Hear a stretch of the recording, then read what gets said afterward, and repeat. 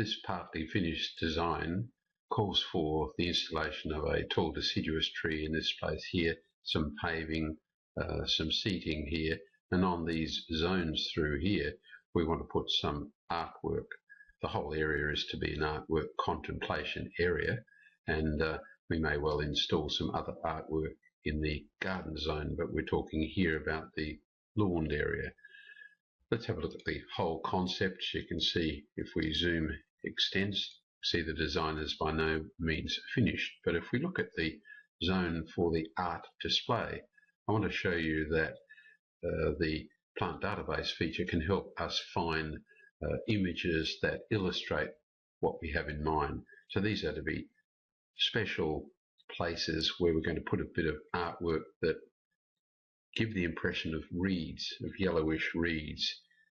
And I'll swing now to our plant database, and somewhere in here I've got a record that will illustrate what I have in mind, and I can remember a keyword was reeds. So I'm going to say let's go to the find view, and in the comments section here I'll type reeds, and hopefully when we click find we can find a record which says public art reeds. Let's go to the edit record view, and we'll simply copy that image name location. So we've found the one I want. This is the one I want. I have an intention of putting this sort of art installation embedded into some shallow plinths with some lighting. So we'll now swing back to our layout space and draw and raster image, and these are the images we already have in the view. We're going to add a new one, and so because we've been into our plant database and found the image we want, we simply copy and paste it and open it up, and that will load the reeds image, and then we can insert that image into the design. Maybe we'll do something like that, and there's our finished page.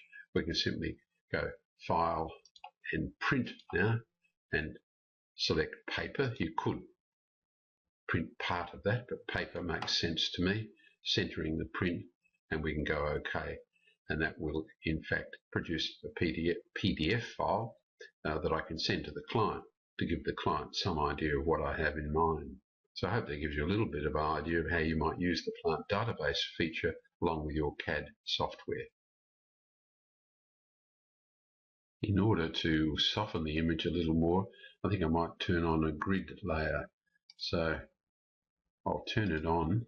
I've created a grid that is in cyan color. Let me zoom in on it a little. It's very faint, and I've put it at the back of things. Just makes the layout on the page just look a little more interesting.